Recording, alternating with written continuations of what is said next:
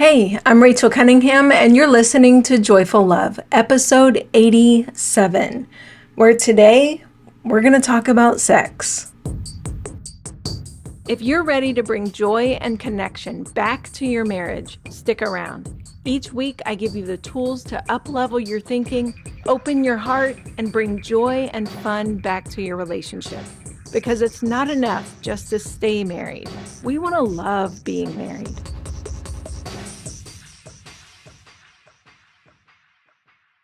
Hello, everyone. Welcome back to the podcast. You've probably noticed that for the past few months, we've been doing every other week here for the Joyful Love podcast.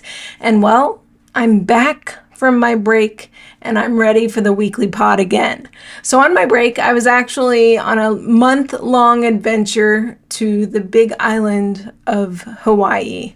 I have a brother and sister that both live there. And so when my sister's in-laws were going out of town for a month and they needed a house sitter, my husband and I jumped at the opportunity. We were like, yes, please let us come house sit in Hawaii for a month, right? Who gets that opportunity? So we did. And we took the first week off just to spend time with our family. We took our 17-year-old and his girlfriend, and my mom came with us, and my other sister came over from California with her two amazing kids. And, that first week, we just spent lots of time adventuring together as a family, and we just had a lovely, also chaotic time together, right? You can't have that many people together with kids without having some chaos involved. But it was so beautiful. Hawaii is absolutely incredible. Seriously, one of the most beautiful places on earth. One of my favorite things that we did was to go to the Volcano National Park, and we walked through a dormant volcano. And I had no idea that my soul needed to walk through a dormant volcano, but it did. And it was just such a beautiful and even spiritual experience for me. And there's no way that I could even put it into words. But, just to have that experience and to pause in the middle of a volcano and experience the grandness of walking through such power underneath my feet. It was absolutely, no words can describe it. It was absolutely amazing. I encourage all of you, put that on your bucket list. Go to the Volcano National Park on the Big Island in Hawaii. And one of the things that was extra special was a few days after we went there, we got news that one of the craters there had begun erupting.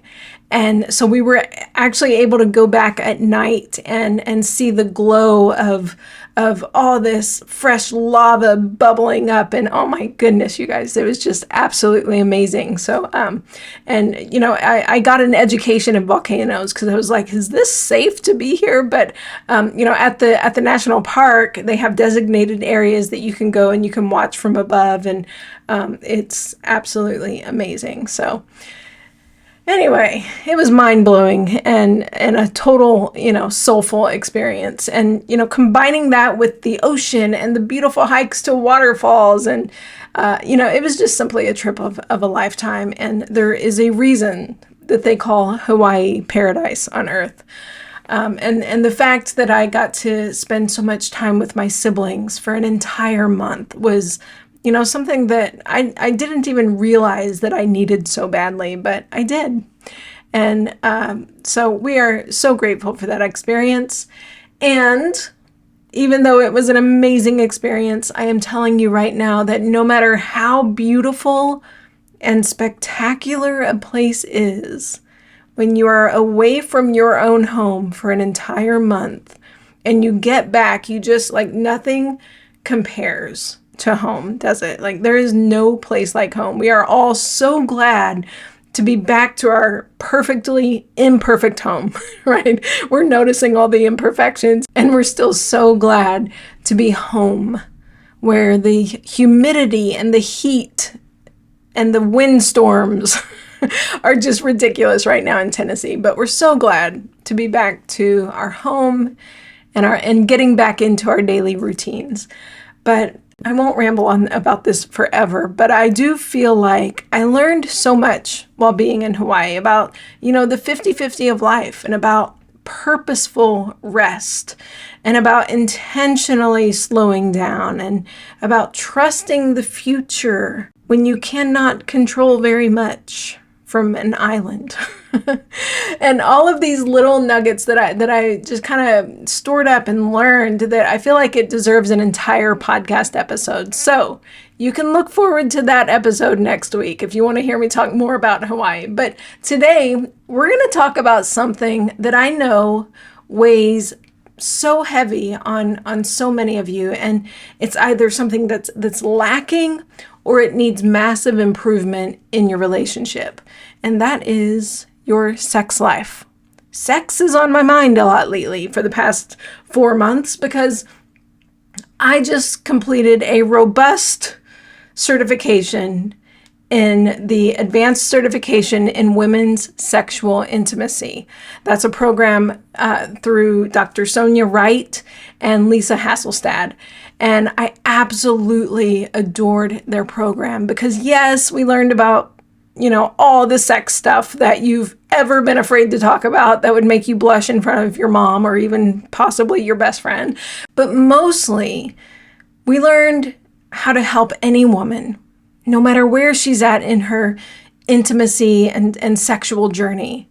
We learned to meet her with understanding and compassion and very clear steps to help her to drop shame, drop guilt, drop frustration and exhaustion around the topic of sex, and to help her know the next best steps to embrace the fun and pleasure and the soulful connection that sexual intimacy can bring.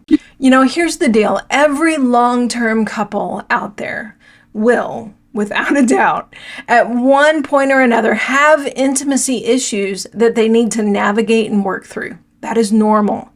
As women, we are overwhelmed with life and exhausted from parenting, busy with work, and even physically and mentally putting ourselves last, that quite often sex is the first thing to go. And when you add all of that to the confusing messages that something is wrong with us if we're too sexy, or something is wrong with us if we're not sexy enough, or that we're supposed to look a certain way, or always be ready for sex when our partner wants it. These messages can be enough to keep you just stuck and confused about how to create a sex life with your partner that actually feels fun again, right? Most of us had a great, fun sex life in the beginning of our relationship, but then as life happens, as children happen, as careers and busyness happen, it dwindles. And because of all these lousy messages that we have, we're just so confused that we don't even know where to begin to bring back some of the fun intimacy that we once had. And, it could be messages that we have heard from childhood all the way to our adult years, from movies to women's magazines of, how we should be. And these messages take away from our individual needs and desires. They take away from our own unique experiences. And in a patriarchal society, most of the focus has been on the man's pleasure instead of our own pleasure. You can even see this in the magazines. It's like how to please your man. It's really top heavy on the man's pleasure instead of the woman's pleasure. And because of this, there is so much shame around sexual intimacy for so many women that it's no wonder we don't know if we want sex or not anymore. It's no wonder that we avoid it. It's no wonder that there's so much heaviness around it. And then if you have any medical issues, whether it's pregnancy or postpartum or even menopause, it adds to the problem. Sometimes you and your partner can lose the desire at the same time. And others, it's at different times. So one of you wants physical intimacy more than the other, which can really cause feelings of rejection and guilt and resentment. Not one of these feelings is going to make you want to rip each other's clothes off and get it on, is it? So we have to deal with these feelings first. We have to understand them. We have to understand where the rejection and the guilt and the resentment came from and how to process those so that you can unpack them so that you can move forward. We have to start with massive compassion for yourself and your partner. And then you need to begin to retrain your mind to have healthy messages about yourself, healthy perspective of your body, and understanding of your own desires. And the most important of those messages that you need to learn and understand is that there is nothing wrong with you. You are a uniquely beautiful, smart woman who deserves a good sex life if she wants one. But why? Why do we want a good sex life in a marriage? Many of you already have kids. You're focused on them or your career. You're healthy enough. Why do you need and want sex as a committed couple? There are two main reasons for creating and maintaining a great sex life. Number one, it's fun, right? Pleasure needs to be a part of our relationship. Sex is something that is part of our makeup. It's fun. And for most couples, one or both partners want sex to be part of that fun and part of the pleasure for a long time. But pleasure and fun is not the only reason. The second reason is that sex is a beautiful way to connect. There is a power in sexual intimacy that truly helps us to connect to our partner. You often feel the bond after good sex for hours or even days afterwards. It increases oxytocin, which is the love hormone, which works to create a strong bond. Now, if you are not feeling pleasure, or if you're just having sex to placate your partner, you're not going to feel that closeness and bond so easily. Your oxytocin probably isn't going to release too easily. In fact, you might feel disconnected after sex, right? You might go to the bathroom and just be like, oh, I don't feel connected at all. You might even feel sad or withdrawn in a new way after sex if you're just saying yes out of guilt, which is why it's so important to understand what makes intimacy for you pleasurable. We're all different. One of the ways our differences show up is in our sexual desires. And we're taught that it's just a high sex drive or a low sex drive. And we're just like, oh, I just have a low sex drive, or my partner has a low sex drive. And this does not even scratch the surface of what's really going on. One thing that is often overlooked is the types of responsiveness we have to desiring sex. Some people have more of a spontaneous desire, where they can feel aroused pretty quickly. For example, just seeing your partner walk into the kitchen and you feel like you want to go have sex. That's spontaneous desire. Other people have responsive desire. This takes a little more to create the arousal for sex. It might take more touch, more emotional connection, more outside stimuli before you feel aroused. It might take feeling comfortable and cared for. And some are a mixture of both. At times when their nervous system is calm and everything is in place, spontaneous desire can happen. Other times, they're more responsive depending on what's happening in their lives and in their own mind and body. All of these are normal and good, right? We just have to learn how our own bodies respond and play that up. But we're not taught this. We're just taught, oh, you have a low sex desire or a high sex desire, which doesn't even help you understand anything about yourself, really, right? So, and again, in a patriarchal society where men are typically more spontaneous, we're taught that spontaneous desire is the right way to be, right? Because that's what most men are, and at least that's what we've found. And if it's anything else than spontaneous desire, then something must be wrong. And this is simply not true. There is nothing wrong with you. And if you want to have a better sex life, you must start there. And then become open to learn about yourself and to learn about your own desires. What makes you feel safe? What makes you feel loved and open to intimacy? What feels good physically? Look, we are sexual beings. And if your sex life is lackluster right now, there's a reason for it. And it doesn't mean that something is wrong with you. If you take one message from today's short episode, know this: you don't have to feel bad for where you're at right now. You don't have to feel guilt. You don't have to experience shame. And if you want and desire a great sex life, if you want to improve your physical and erotic intimacy with your partner, you can. No matter where you are in life, whether you're healing and relearning how to be your fullest, most authentic self in a world that has not been kind to you, whether you're in the middle of raising kids or facing early menopause, you can create an incredible sex life for yourself. And it gets to look like whatever you choose. Your great sex life is unique to you and your partner, no one else. Don't compare yours to someone else's. Don't judge your relationship based on what others do. What feels good to you? What feels good for your partner? What do you want?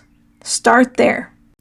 That first step is massive compassion on yourself and your partner. Be open to learning about yourself and your partner. Get clear on what you want as an individual and a couple. Why? Again, because it's fun. It is fun to have a flirtatious, intimate relationship with your honey.